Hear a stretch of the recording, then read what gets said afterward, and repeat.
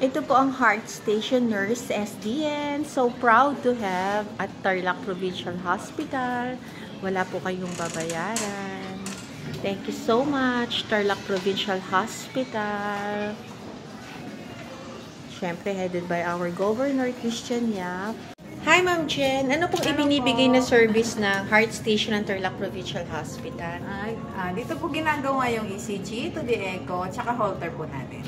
Yes, at wala pong bayad. Wala pong bayad, free po lahat. Free po lahat. Ang dadalhin lang nila ay, syempre po, ano po ang dadalhin nila pag magpapa ECG at saka? Request po, tsaka ID.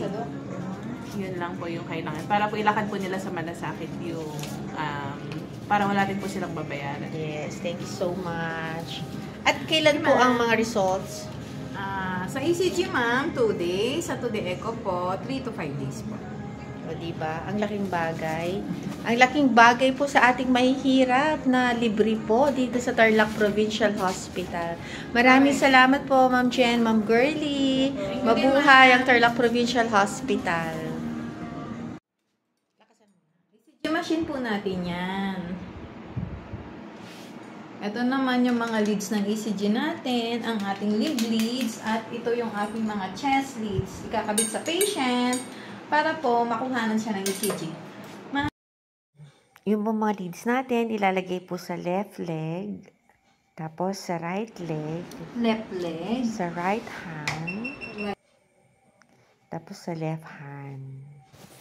Yun po, ganun ang gagawin niyo. ECG tracing po ng patient natin.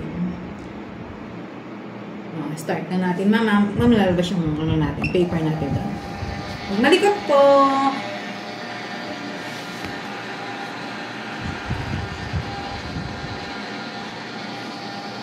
Ayan. Likot. Relax lang po. Yan, ongoing naman. Relax lang.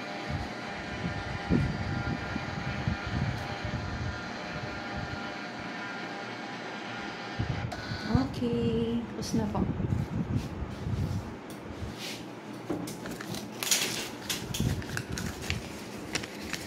Congratulations! Kasi normal po ang kanyang ECG.